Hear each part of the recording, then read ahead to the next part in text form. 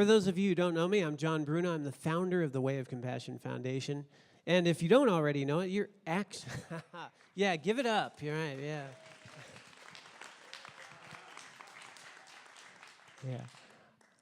So for those of you who may not be aware, just because you're coming to service, you're actually part of Compassion Fest. Compassion Fest has been here all weekend. There's been a weekend of activities celebrating compassion in action.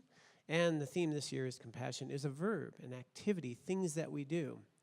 Today, we are having the great fortune of having this event co-sponsored by Two Rivers Unitarian Universalist, so thank you so much.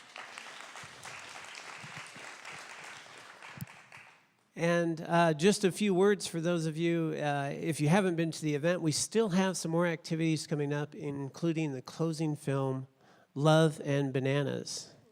A really poignant event. So hopefully you can participate in that as well.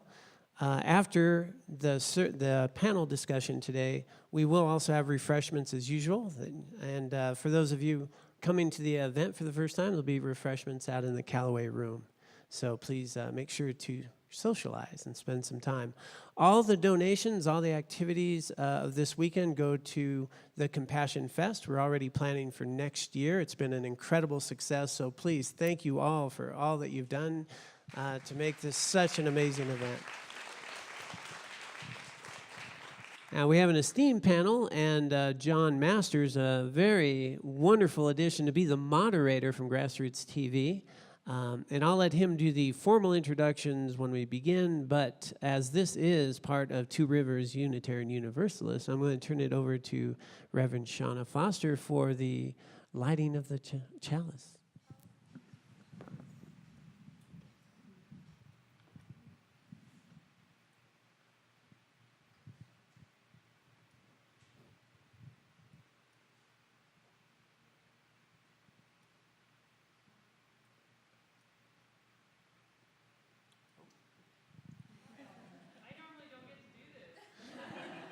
And rumor has it there's a bunch of fans on.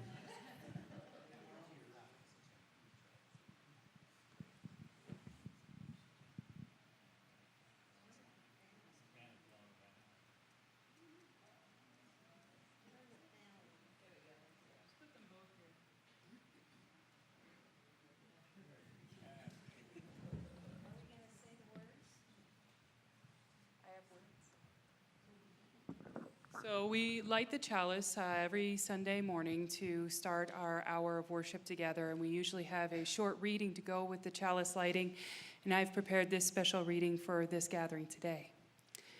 Our different paths come together in this holy place.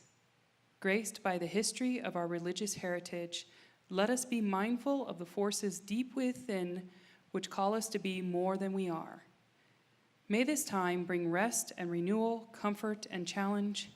May we be reminded here of our highest aspirations and be inspired to bring our gifts of love and service to the altar of humanity. May we know once again that we are not isolated beings, but that we are connected in mystery and in wonder to each other, to this community, and to the universe. Thank you, Shauna.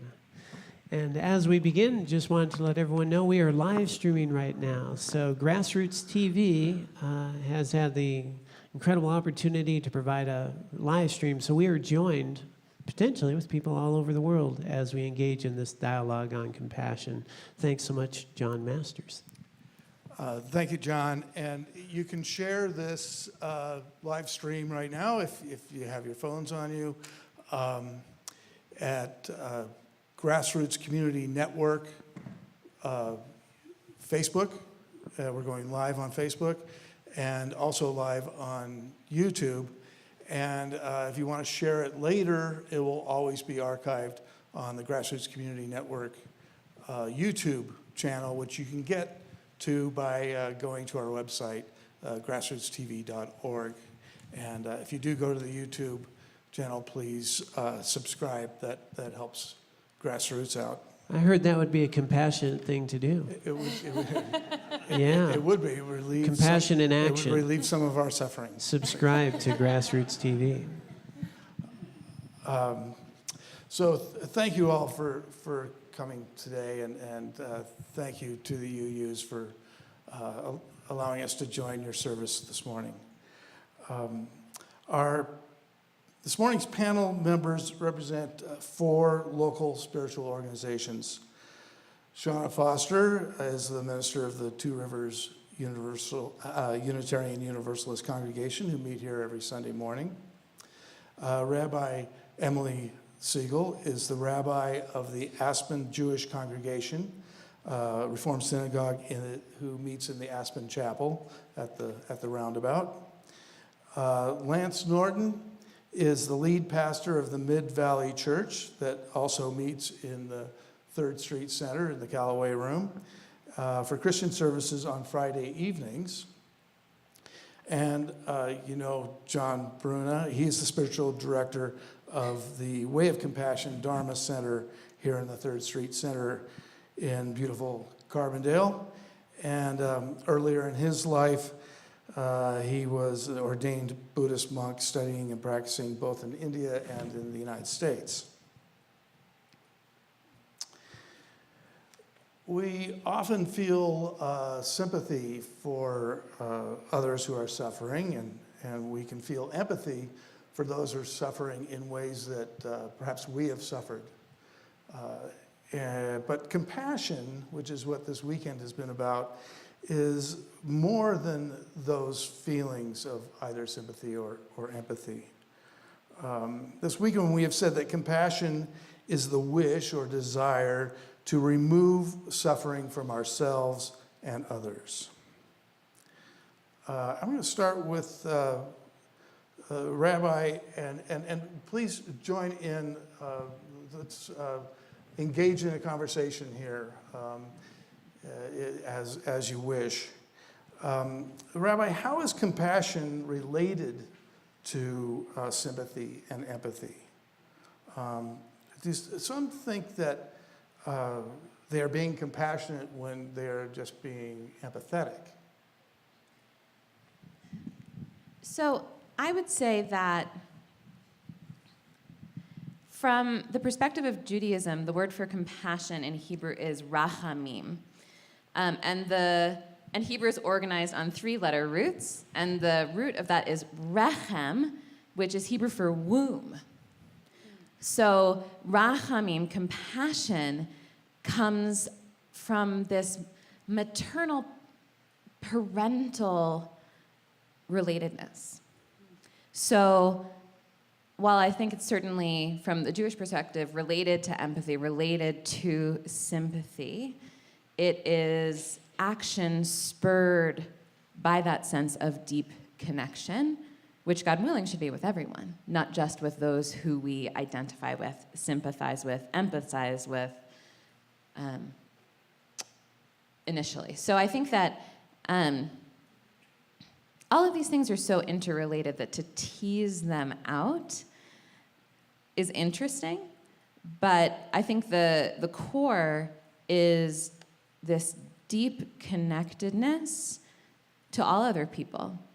Time and time again in Torah, we hear the 5 books of Moses, the core text of Judaism, that we hear that we need to protect those who are vulnerable, widows, strangers, orphans, those classical categories of those who are in positions of less power, positions of vulnerability, because you were strangers in the land of Egypt. And that isn't just about you've been there, but that collectively, mythically, historically being there means that we should always get it. And that it's not just that we understand the other, but we are them. And in a blink, it could be us, but we are them and they are us. That distinction is a false distinction. So it's one of my very favorite words in Hebrew, rachamim. Compassion, womminess, right? This maternal caring. Yeah, I love what you're talking about with the idea of the womminess of it, and it kind of, obviously, womminess, is that a word? Yeah, the womminess of it. But I just love that idea that I feel like, sympathy and empathy can sometimes be fleeting emotions in our lives. We feel those for a period, and then they kind of go away. Whereas, as a Christian, I view compassion as something that should be a part of who we are, woven into our being, that is evident in everyday life, not just when we see something difficult or when we interact and can empathize with someone. Those things kind of tend to go away, but I really love that idea that, compassion is something that sort of is within us and should be a sort of interwoven part of us. So I'll dive in for a moment and just mention that, when we think about empathy, and you may have heard the word compassion fatigue. Some people get compassion fatigue. And we would say that there's no such thing. What we really struggle with sometimes is empathy fatigue. I feel your pain, I feel your suffering, I feel the difficulties. If I work in hospice care, if I am caring for someone, we can get worn down. And empathy, this feeling of connection, can lead to hopelessness and despair. But properly applied, empathy can be triggering compassion. And then compassion becomes, as they talked about, a force, an inspiration, something beyond the feeling, but an actual movement. And so it becomes this resource that I can draw from. Compassion does not make you sad. When I'm sad, it gives rise to compassion. And compassion then becomes an energy with which I can use. And the interesting neuroscience on this today is that it's actually different parts of the brain. Empathy is activating a different part of the brain than compassion does. And compassion then becomes a resource that we can inspire us into action.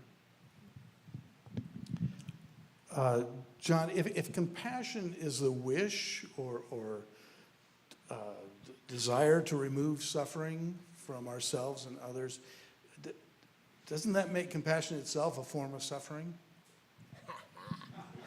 He's trying to be tricky, isn't he? So let me explain it to you like this.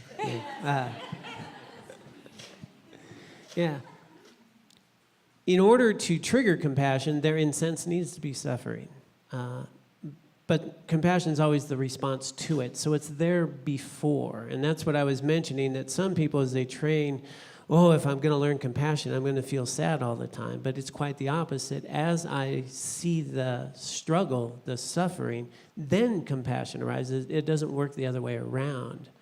So we don't need to go looking for suffering. In our normal daily lives, there's a lot of mental and emotional suffering. It's part of the human experience that we have. We're going to have loss. We're going to have struggles. We're going to have challenges. And so compassion then literally becomes the antidote to that suffering that's already present. So I would say compassion is not inherent in suffering, rather that it is a response to. But the desire to do... You're talking about the desire. The desire is, the world is not right, and so my compassion wants to correct that. Can you speak to that? Yeah. So we would say that fundamentally there's some things that we need to be taught, and there's some things that we need to be acclimated to, such as anger and hatred and things of this nature, that separateness. You talked about the equality that we have, the equanimity that we have, just our sheer value in being a human being.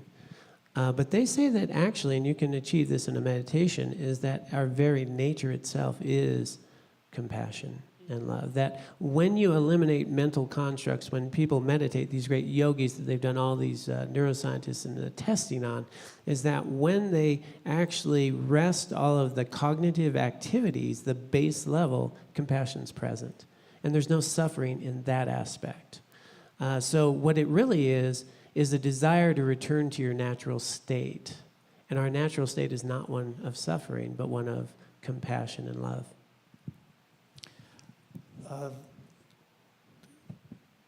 I'll start, Shauna.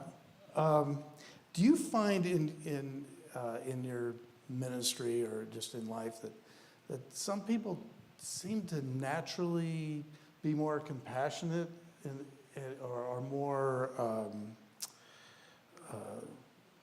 sort of the way some people are better are naturally better at math?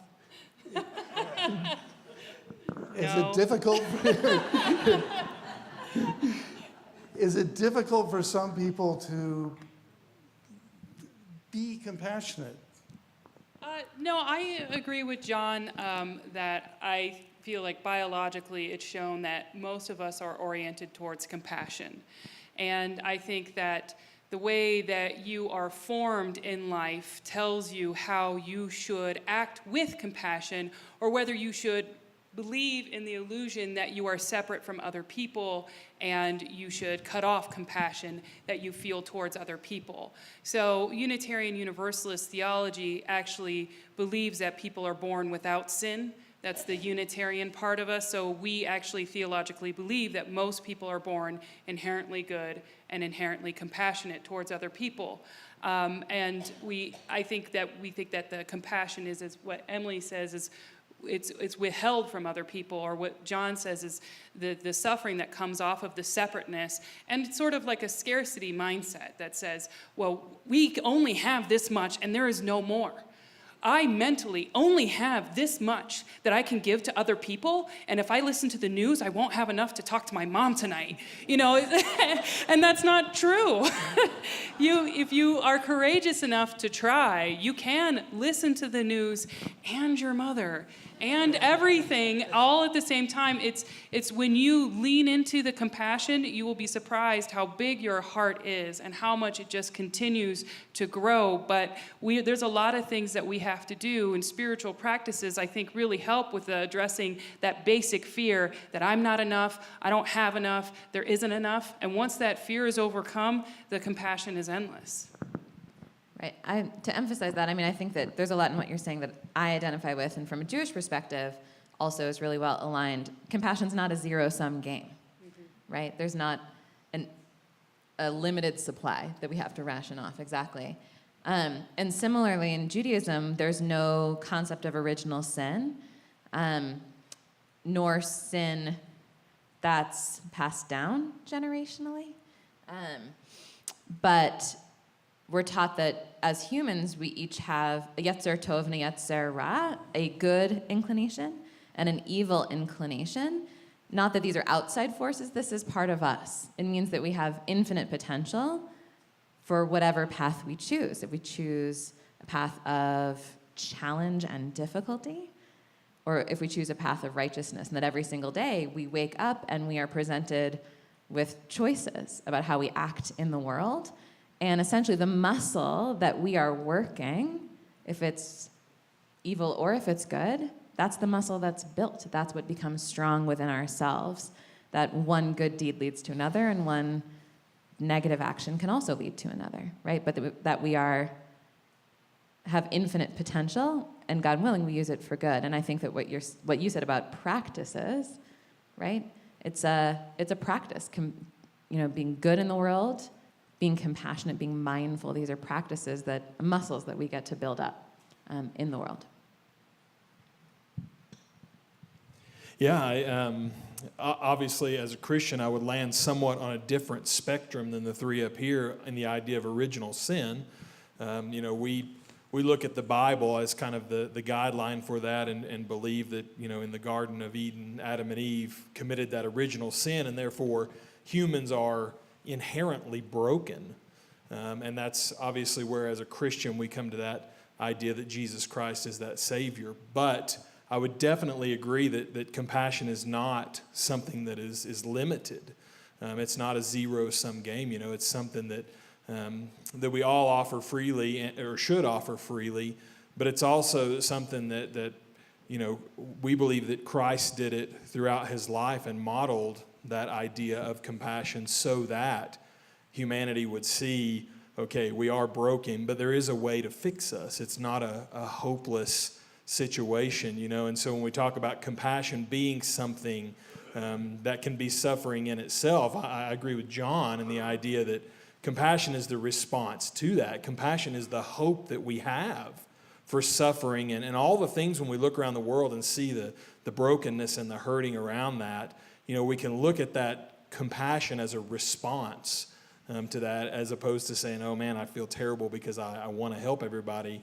And that feeling sort of comes and goes, like we talked about fleeting emotions, but just the idea that, compassion, I love these shirts that say compassion is a verb. $20 at the front. Hey, we'll plug for you there.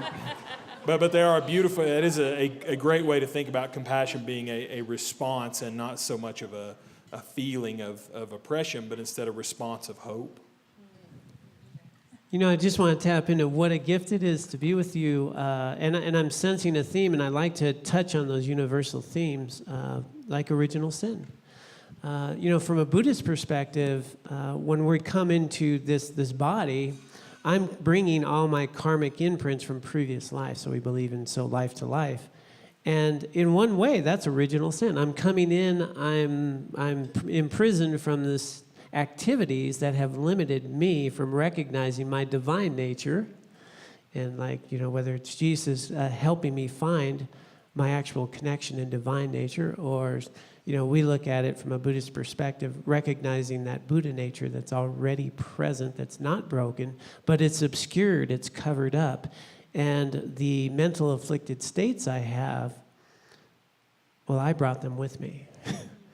So that's the difference, but it still operates, I think, on that same sort of functional level of sort of original sin. I'm coming in, I'm broken, but the sense of I'm broken isn't my true self. It's the human nature that I've brought with me from previous karmic imprints. And so there's some common mechanics, but different religions approach it, I think, in some different perspectives. And the whole path of Buddhism is to, find and recognize that Buddha nature that you have and deal with those mentally afflicted states of separateness that was mentioned here, and recognize our interdependence and basic, fundamental, divine nature.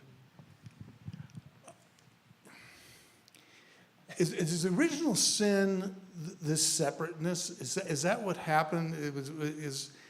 When mankind was kicked out of the Garden of Eden, was it because of becoming self-aware, of becoming separate?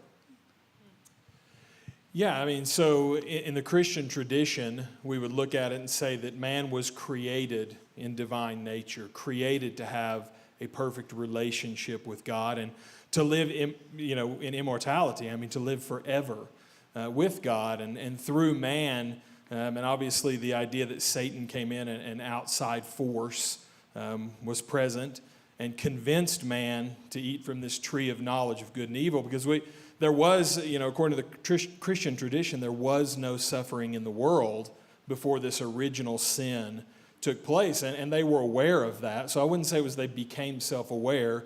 It was rebellion, and it was a direct choice to say, okay, we know what God wants for us, and we know what we believe the plan is, but we're going to choose to do the thing that is sometimes self-destructive. And I think that's evident. We see it every day. Of course, you can't always watch the news, right? Because it'll make you depressed and feel terrible. But we do see that self-destructive tendency in humanity. There's many, many times that we do things that we know are not good for us. We know that we should eat healthy. We know what we should be eating, but sometimes when that piece of cake is sitting there, I'm going to grab that piece of cake instead of those carrots, right? I know it's bad for me, right? But I like the cake better. And so that idea that humanity is in constant rebellion and not always doing what is best for us, I think is where original sin came in. And not so much the self-awareness of it, but just the idea that we chose rebellion at that point. It's interesting because, this is a little bit of a silly aside, that there's the tree of eternal life and the tree of the knowledge of good and evil. And if I were there, maybe eternal life would be the one, right, that you take a bite of, and not the knowledge of good and evil. So from a Jewish perspective, it's not that there wasn't sin in the Garden of Eden. Of course, from a progressive Jewish perspective, it's all what the story is supposed to teach us, not to take it literally, historically, as a thing that actually happened, but what lesson are we supposed to draw from it, right? But that with knowledge, it was self-knowledge of vulnerability, of our ability to be good or to be evil, the knowledge of our ability to have free will in the world. That was eye-opening, right? And there's a phrase that the rabbis of old used, that all is known and yet free will is given, right? That God isn't the puppeteer pulling the strings of what humans do in the world, but God knows us and knows how we act in the world. And if you put a tree of the knowledge of good and evil and you say, don't touch that big red button, don't take a bite from that tree, what's going to happen? We're going to take a bite from that and our eyes will be opened. So was there sin? Yes, but that was the start of everything we know, the complicated, messy, beautiful thing that is this world and is this life. In Judaism, there are actually many explanations for how the world was created, and there's one that actually I was reminded of when we're talking about brokenness in the world. Kabbalah is Jewish mysticism, and mysticism is one of those big words, right? But basically, practically in any religion, it means this practices we go through to try to decrease the distance between ourselves and the divine, right? Decreasing that distance between us and the divine. And so, like basically every religion, we have Kabbalah, mysticism, and it's incredibly fascinating and complex, but there's a story of how the world was created that I think is the one I most identify with among Judaism's explanations of the world. And it is that before the world was created, everything was God. God was everything, absolutely infinite, nothing else other than God. And in order to create the world, God had to make space for the world, and God did tzimtzum, contraction. God contracted God's self, made God's self smaller. But that action was so powerful that the vessels that were part of God, that contained the light and the goodness of the universe, were shattered in that tzimtzum, in that contraction. And in that moment, at the very same moment space for humanity was created, brokenness entered the world. The light scattered. And our role as humans is to be partners with God in gathering together the light and healing the vessels. That we're partners with God in the healing of the world and of the universe, and that's our sacred role. And so when I think about also how powerful does that make us, right? So when I think about brokenness in the world, and I think about compassion, compassion is inextricable with that process of healing the world. That's the sacred action that we have to take on to create healing and goodness and compassion. You want to tie all that together? I mean, I really like, there's a consistent theme in the things that you're saying, in that the compassion is the woming and the creation story of God at the same time. And how the separateness that we have, the brokenness that we feel is actually a part of creation. And so how can we be who we are without those broken parts too? It is also a part of us, and compassion is a way to respond to that. That's all I'm going to say. Thank you for that great discussion. Let's move on to giving us an example of how your organization practices compassion in action. Lance, tell us about your business and the orphanage and what you're doing. Yeah, so kind of one of our big theme verses for our church is James 1:27, which says that there's no truer religion than to care for orphans and widows in their suffering. And so as a church, we kind of got together and centered around that and said, what are some of the things that we can do as a church to make a difference both here in Carbondale and at the world at large? And my wife and I have been working with an orphanage in Zambia called New Day Orphanage since their inception in 2010. And we decided, you know what, we could do something here that not only our church could be involved in, but that our whole community could be involved in helping this orphanage. So we started the coffee shop called Kalundu Coffee, which literally it means mountain in Chitonga, Kalundu does, which is the language spoken at the orphanage. And all of our profits go to benefit the orphanage, and it's set up in a way that the money that goes to them they can use for whatever they need, and it's often aimed at compassion type of projects. So generally they have enough finances coming in to sponsor the children that are at the orphanage. but in all of the surrounding villages where there is a continuous need for compassion. You know, sometimes if they have a drought year, there's very much a danger of starvation in the area, and so they'll provide food. They've set up a maize, a corn grinding mill that everyone from the area can come and use together. They're drilling wells on other people's properties that are community wells. So things like that, that money that we send from here ends up going to work on these sort of compassion type of projects, not just inside of New Day Orphanage, but in all the local areas surrounding. Emily? So there are a number of ways that I would say that our organization practices compassion. Tikkun Olam, which means healing the world, comes from that same Kabbalistic creation story, is a big part of our organization, both in terms of direct service,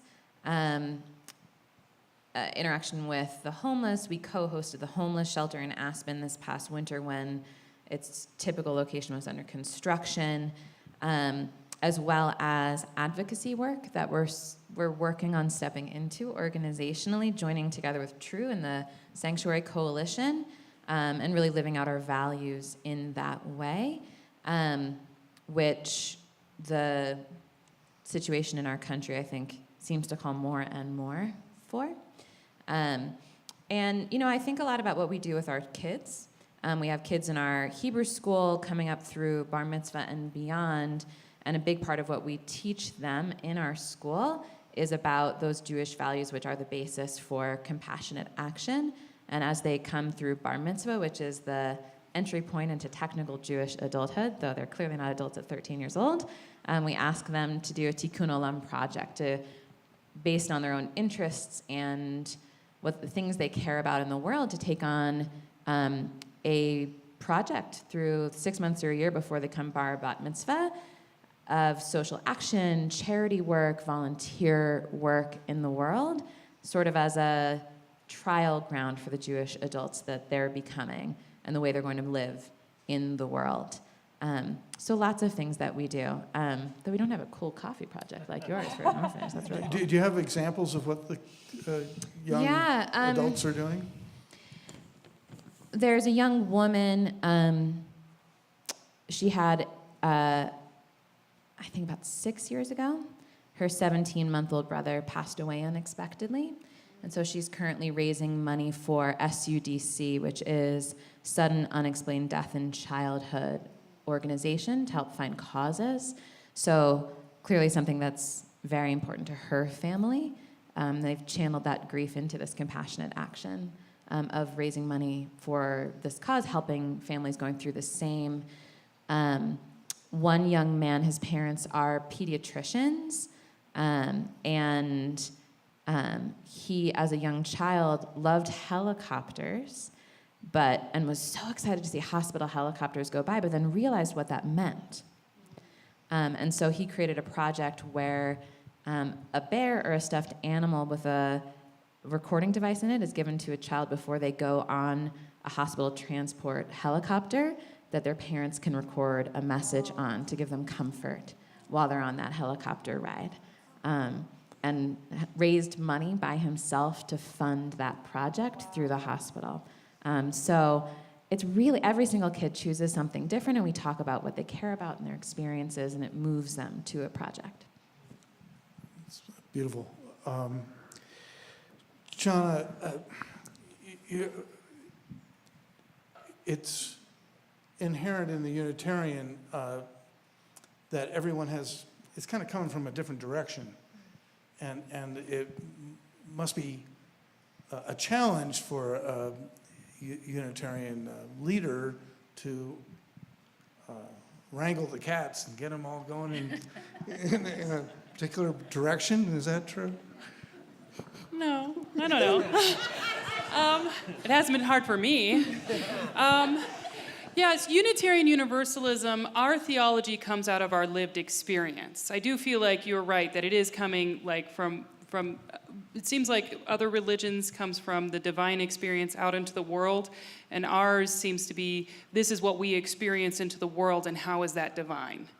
And so that's why you find Unitarian Universalists often in really radical, even political movements, or with really radical ideas like the feminization of religion, supporting different political aspects. And for me, I think the idea in Unitarian Universalism is that you have, I know I'm presenting it as duality, but it's really not. But there's a part of you that is like in the plane, on the plane ride, that is this spiritual part, that is this divine part. And we like to say, okay, but then what happens when you land? You know, what is happening on the ground? What's going on in the airport? Not a very spiritual place to be, really, but you have to deal with it. And so you will find Unitarian Universalists, you know, thinking about that, and if they can't handle the airport, then get back on the plane to figure it out. So, you know, when you land, can you deal with the suffering in the world? And how do you deal with that suffering? And I think where our name is actually, Unitarian means to be all united, this togetherness, and then the universalism is the divinity that is expressed universally. So it's like the one and the many at the same time. And so for us, practically, we have worship services. Let me back up. Two Rivers Unitarian Universalist, our mission statement is to be a springboard for personal and societal transformation. And that's the plane and the plane landing. Like, how are you different than you were a year ago? And how have those differences made a difference in your community? How is it better than it was a year ago? And so there's actually a lot of different projects. We were helping out with Standing Rock. You know, that's the question, how can you respond to environmental degradation and the call to be somewhere as a sacred site? How can we do the extended table, and then we also started this sanctuary because we wanted to bring the community together. It seemed like politics was scapegoating a certain type of people the most, and we wanted to say, but those people live in our community. That is us. That isn't someone else. That's us in Carbondale. 60% of the kids in my school are Latino. A lot of those people have undocumented parents or undocumented themselves. It's not somebody else. It's not over there. It's not on a border. It's right here in Carbondale. And so how can we keep this community together? And that's really what the Sanctuary Project has done, is to keep a woman and her family here as part of our community in the parsonage, and the United States government respects that as our religious freedom. And we have been building up the sanctuary movement to involve other interfaith partners like the Aspen Jewish congregation, to say we want to keep our community together, and how can we all belong together. And if you can't do that, if you can't be compassionate, or if you say, I don't want my community to be together, there are some people that shouldn't be there, get back in the plane and talk to me about how does that work with your divinity, and how should you be in the world? Fantastic. It seems like the UUs aren't as shy about getting involved in these kind of edgy political realm that others maybe don't feel is part of their mission, or No, I would say that most of the religious communities that I have come across are very deeply spiritual and are very concerned with people's suffering as they come through the door and want to keep people's community together. I think it's just our Unitarian Universalist tradition of what are we experiencing? That's the question we're asking each other first. And then how does that matter is the second question. So we're just a little flipped in that way, and that because we've really been political since we formed. There's a lot of founding fathers in history into that, getting burned at the stake, a lot. So it's kind of inherent to our survival. We have to be political because we could not exist unless the power structures in society allowed us to exist. And I think there's a lot of religions that actually are that way, that they have to be political in order to survive.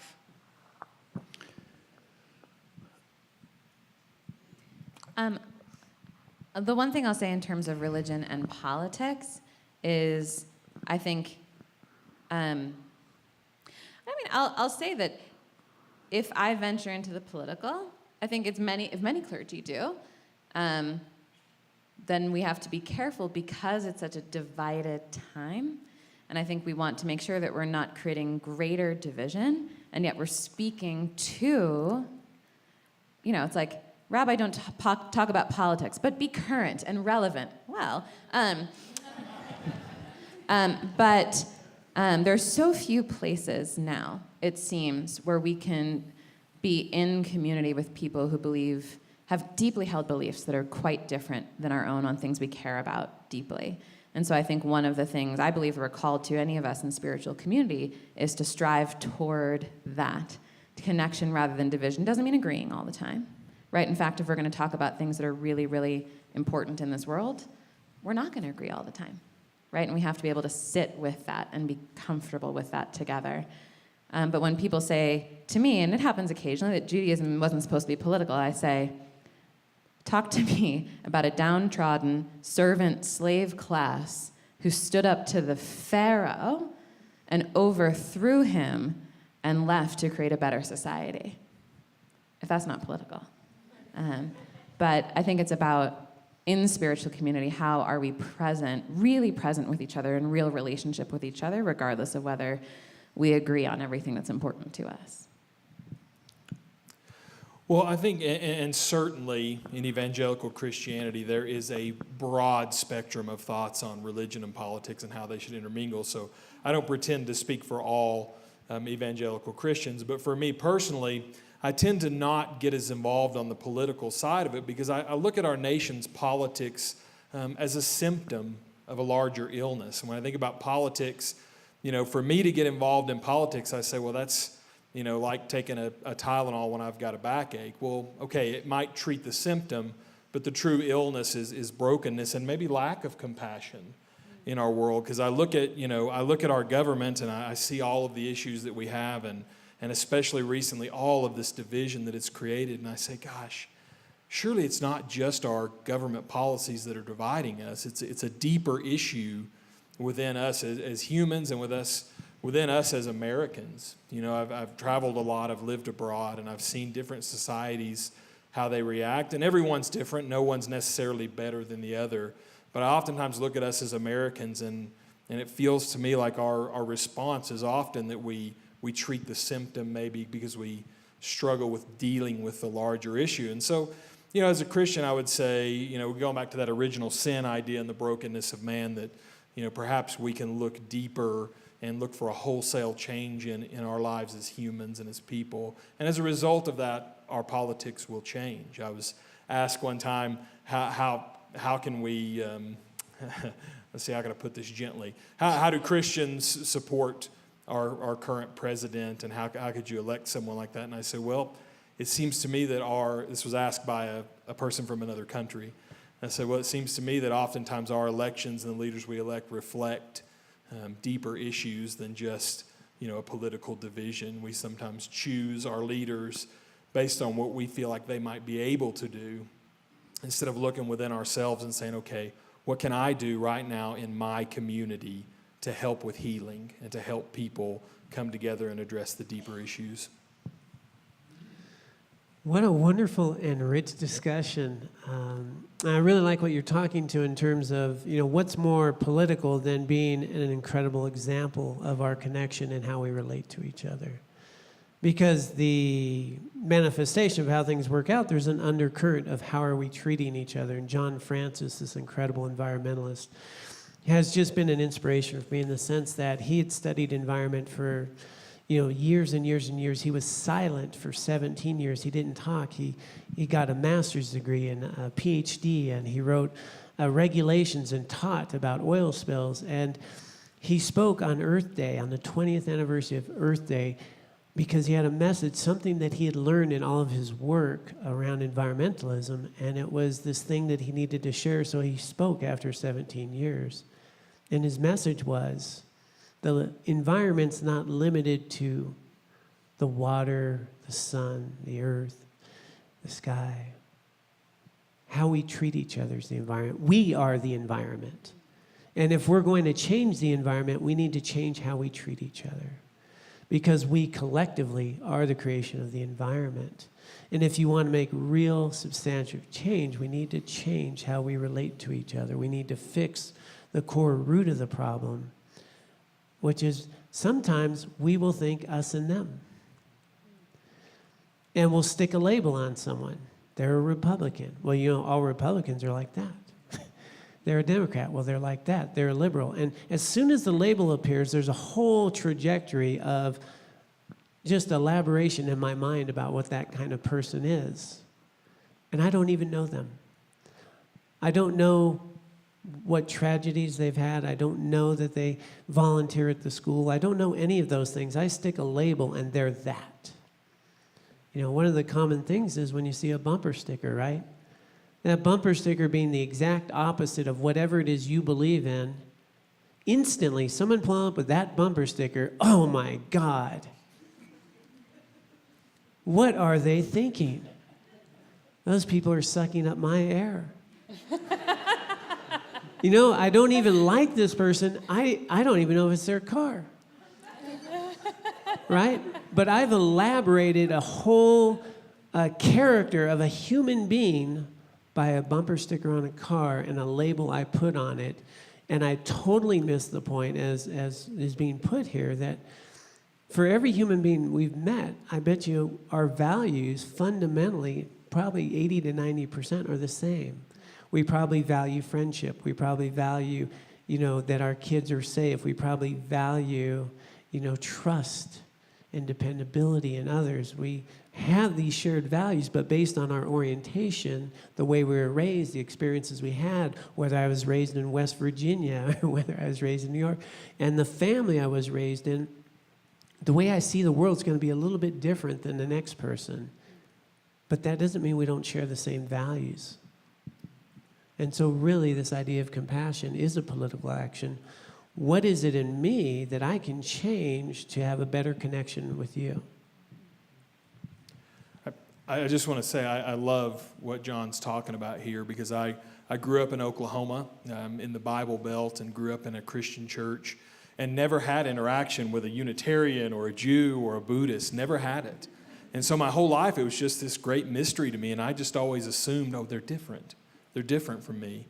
And, you know, when we moved to Wales, and since living here, man, we've met some great people that may not have the same religious views as we do, but like John's saying, we share a lot of the same values. Just through conversations we've had in the coffee shop, man, I find that John and I have a lot more in common than I ever thought I would with a Buddhist. Including cake. Including cake, right? But, you know, I just want to, as we talk about compassion and the way that we sort of share that as a group, that free and open exchange of ideas and thoughts and love for one another is really what makes the difference. And it's one of the things that really does make our community unique, is we do have a lot of that here, more so than other places. We're not perfect by any means, right? And we've got issues. But I will say, you know, for my part, it's been such a privilege to be up here with this panel, and just the idea of, wow, we may have completely different views about religion, but when we really break it down to the core, we can talk about compassion, and I think we all kind of agree on what compassion is and the necessity of it in our world. So I just want to say I completely agree with what you're talking about. Well, I had another topic, but I think that's a great place to finish today. And really appreciate this lively conversation and basically ending with the understanding that we're coming from slightly different points of view, and we have different histories in our traditions and in our own lives. But basically, we're all trying to, I guess as the song that we started with, we're all trying to get home. And that's what we all have in common, and we all need to help each other do that. And let's just thank John Masters and Shauna Foster and Emily and Lance here for this incredible time and energy in this mission. Sure.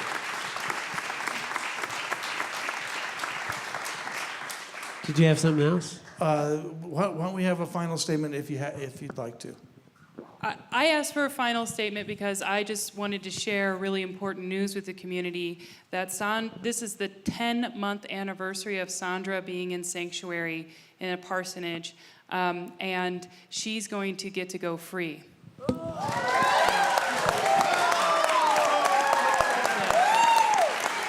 And it happened because of this community's compassion for her and for everyone like her, for all the support and the petitions you signed, and it really does make a difference. I mean, we talked about religion and politics, but I feel like I was religious and then my community became politicized. I want my community to come together, and it was politics that came in and said, well, we're going to take away half of it.